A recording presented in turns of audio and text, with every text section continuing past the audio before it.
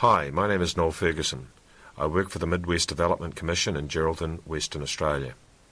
When I arrived at the Commission in April 2013, my first technology project involved the Black Spot program for mobile phone towers. Here's an overview of the mobile phone tower network as it stands today. The purple squares are completed towers, the red circles are the remaining towers. Right now we have less than half the towers we need in order to cover our black spots. About half the remaining towers should be in place by the end of 2018. Unfortunately, there are limits to mobile phone towers. Telstra's CEO said in a recent speech, "Your expectations of where you can use your mobile phone continues to far exceed what we can actually do. You expect it to work everywhere, and I'm afraid that while technology is good, it's not that good." Besides where you use your mobile phone, there's another major challenge ahead for this technology. By 2018, our mobile phone network is likely to need to be able to handle 10 times the data it does now. But with only 75% of our planned mobile sites in place by 2018, it is pretty obvious that relying on mobile phones is not an option if we want effective communications throughout the Midwest. So, what other telecommunications infrastructure can we use, given that our expectations far exceed what a mobile phone network can do? The green lines on this slide show available internet fibre in the Midwest. The orange squares show where there are ADSL2 enabled exchanges in the Midwest. But how long we can rely on ADSL2 internet is an open question. The exchanges would probably be okay, but the copper network used to distribute ADSL2 is already compromised and is costly to maintain. Then there is NBN. Fibre to the home and fibre to the node are slated for the major cities. Fibre to the node will use the existing and problematic ADSL copper network for the last mile. Fixed wireless is likely on the edges of major towns. But outside of Geraldton, Dongara and Morawa, the Midwest is likely to receive only NBN satellite services. A bias built into the design of the NBN is that services will be delivered to fixed locations. Satellite is arguably the least mobile-friendly technology that NBN is offering, but the world is rapidly going mobile. On networks already swamped by data, traffic is increasingly being offloaded to Wi-Fi networks. The closest example of a country offloading 3G mobile phone data is Indonesia. Indonesia is about 4 times the area of the Midwest and has about 10 times the population of Australia. Given the relative data volumes and distances involved in Indonesia, mesh wireless is a technology option that could future-proof communications in the Midwest. Using mesh wireless to offload mobile phone traffic makes sense.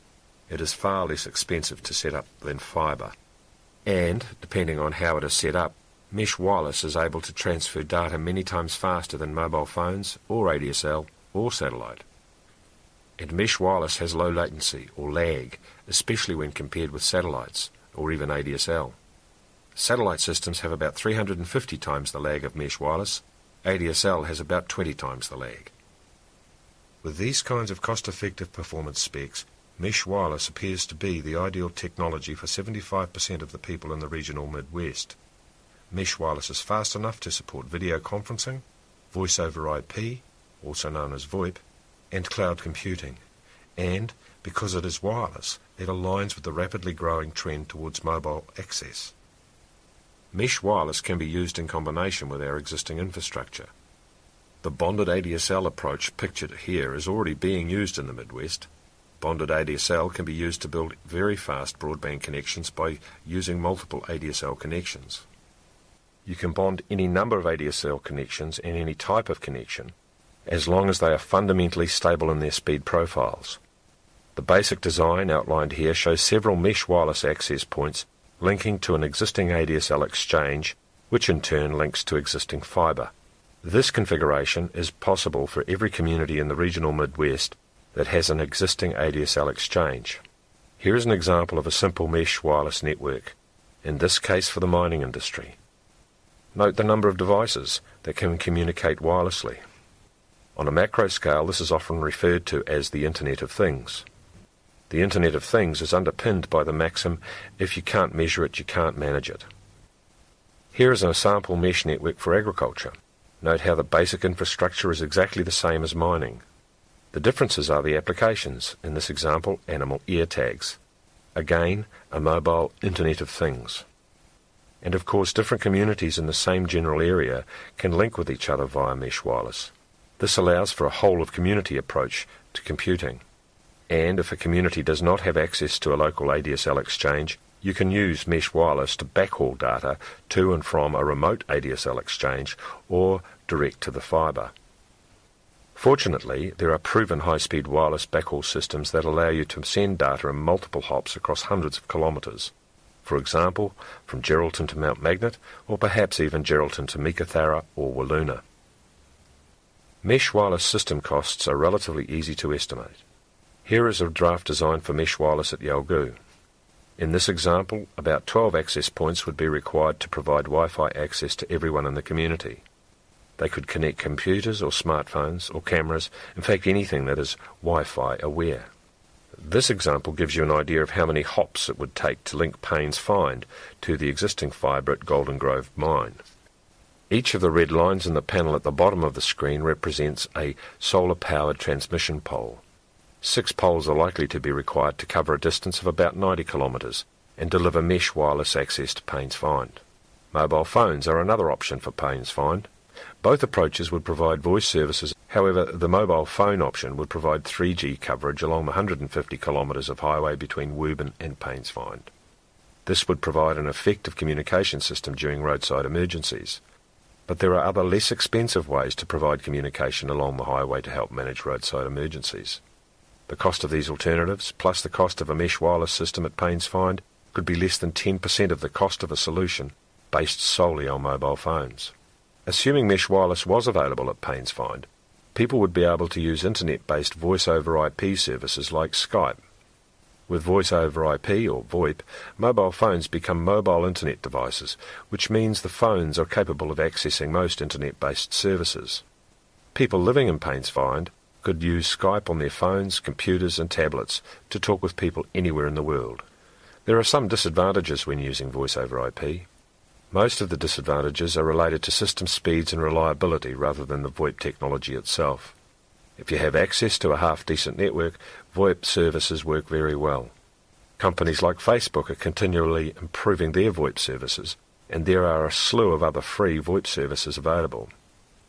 And with 40% of international calls being made via Skype, which is now owned by Microsoft, VoIP is considered a mainstream technology. Improved emergency management is one of the factors driving the continued investment in mobile phone black spot coverage. However, there are other ways to provide roadside emergency systems at a fraction of the cost of mobile phones.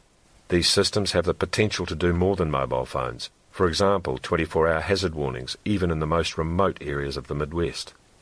And the investment required per kilometre for these alternatives can be a fraction of the cost of mobile phone coverage. The core technology used for mesh wireless roadside systems can also be used as a platform for opportunities like smart farming, land management and pest management. The positive implications for agriculture are huge. There are significant productivity gains possible for a modest investment. Research to date suggests that rangeland pastoralists should be able to double their production and restore country that has been damaged by decades of overgrazing. And in the northern wheat belt, there is every chance that monitoring land using these low-cost technologies can double grain growers' profits. So, if we added mesh wireless to our existing technology infrastructure, what could the Midwest Communications Network look like? Well, this map shows the existing infrastructure, fibre in green and ADSL exchanges in the orange squares. The SKA radio silence area is just that. It is assumed we cannot provide high-speed mesh wireless in this area. Remote locations within the outer purple curved lines can be serviced via high-speed mesh wireless. Remote locations could be places like mines, homesteads, historic sites, camps, roadside hotspots, any point within 200 kilometres of an accessible ADSL exchange or optical fibre. And when it is no longer needed, much of the wireless infrastructure could be moved and reused, which further reduces the long-term cost of the network. The estimated cost to light up all of the major communities outside Geraldton by adding high-speed wireless to our existing infrastructure is about $11 million. This estimate includes several communities that do not have ADSL access and therefore require high-speed wireless backhaul. Point-to-point wireless to places like mines and homesteads is not included in this estimate, nor are the costs of roadside emergency systems or land management scenarios. To summarise, for $11 million, about 75% of the people and businesses in the Midwest outside of Geraldton would have access to high-speed, mobile-friendly broadband. On average, they could save more than half their present communication costs. This kind of system should pay for itself in under 5 years. If, for some reason, regional fibre and/or ADSL exchanges are not available for the project, high-speed mesh wireless could be used. The green line represents existing fibre that is known to be accessible on a commercial basis. The red lines represent the wireless network connecting to it. This would be a staged project. The closest communities would be set up first. For example, the towns in the northern wheat belt like Minganyu and Morawa, and then the communities from Geraldton north to Kalbarri and east to Mullawa. These distances are well within the proven capabilities of current mesh wireless backhaul technologies. Once coastal communities were set up, the Murchison communities could be set up as well. This particular network design assumes fibre access is available at Mullawa. Using fibre from Mullawa would reduce network distances to Murchison communities by about 100 kilometres. Network performance in the Murchison communities would be slower than for communities closer to the coast because of the number of backhaul hops involved. For example, fast mesh wireless backhaul from Minganyu to the coastal fibre is estimated to be 3 hops. The longest distance in the network would be Mullawa to Wiluna, 620 kilometres via road. Latency, or lag, for 3 hops to Minganyu would be about 6 milliseconds. Latency for 30 hops to Wiluna would be about 60 milliseconds. But even for Wiluna, the expected latency lag for a mesh wireless network is still less than 10% of the estimated 700 milliseconds for the new NBN satellite systems. So far, this presentation has discussed 3 ways for 75% of the people outside of Geraldton to access acceptable broadband internet. Using mesh wireless with existing fibre and ADSL infrastructure would cost an estimated $11 million. If existing fibre and ADSL are not available, the equivalent all-wireless system outlined on the previous map would cost about $14 million. Unfortunately, NBN satellite, with its high latency, relatively slow speeds and high ongoing costs, could cost twice of that, up to $28 million, and lock the communities of the rural Midwest into an ongoing high-cost mobile phone scenario for voice services. Overall, mesh wireless, with or without access to existing infrastructure, appears to be the best technology option available. There is an additional possibility: more fibre may become available in the Midwest. Ignoring wireless and trying to replicate the existing fibre network throughout the Midwest would be very costly. The green lines on this map show the existing Geraldton to Perth fibre route and the fibre route from Perth to South Australia. The yellow-green line shows a fibre route on the eastern part of the Midwest heading north to the Pilbara and connecting at Kalgoorlie. So what happens when you add mesh wireless to this scenario? Well, this is what happens. Using a 200-kilometre radius, the purple circles, we get a good coverage south of a line drawn from Geraldton to Wiluna, except for sections between Mount Magnet and Woburn and Mount Magnet to Yalgoo. However, if we assume we have a 500-kilometre radius for mesh wireless, and this is possible right now, then there is nowhere south of the Geraldton-Wiluna line that cannot access the internet via fibre or high-speed wireless internet. In fact, at 500 kilometres, the entire southwest of the state could have high-speed mesh wireless coverage rather than have to rely on more expensive satellite options. And with less demand for satellite services, the possible need for a third NBN satellite is reduced, which could save several $100 million of federal funding. Our work to date has identified at least 2 significant economic possibilities. The first one is doubling pastoral production while improving country. The second is doubling the net profit of grain growers.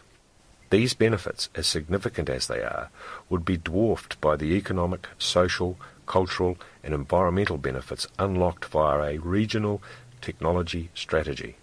The strategy should involve all sectors of every community, because at the end of the day it is the people living in a region that make the region resilient and sustainable. One obvious way to extract the best value from an investment in a regional broadband network is to follow the proven Connecting Communities process. Connecting communities makes it much easier to tap into the collective wisdom of the people who live in a region, which means you can uncover more opportunities to leverage your investment in technology. The Connecting Communities process promotes inclusion, and inclusion improves social cohesion, something recognised internationally as a prerequisite for sustainable economic development and resilient economies. The Connecting Communities process is bottom-up. It embraces the premise that people who live in a community know what is best for them, not people who live hundreds of kilometres away. And because it works right across a community and at all levels within a community, the Connecting Communities process is an excellent way to uncover new opportunities and synergies that would be missed using a purely top-down approach. Opportunities within communities and common opportunities across a region are easily identified and at a low cost.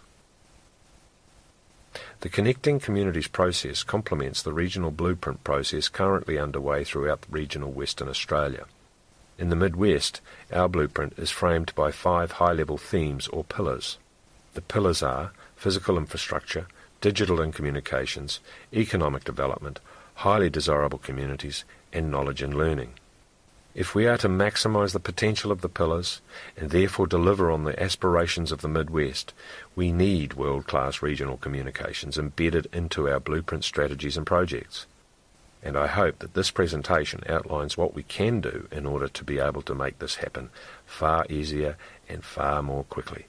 Thank you.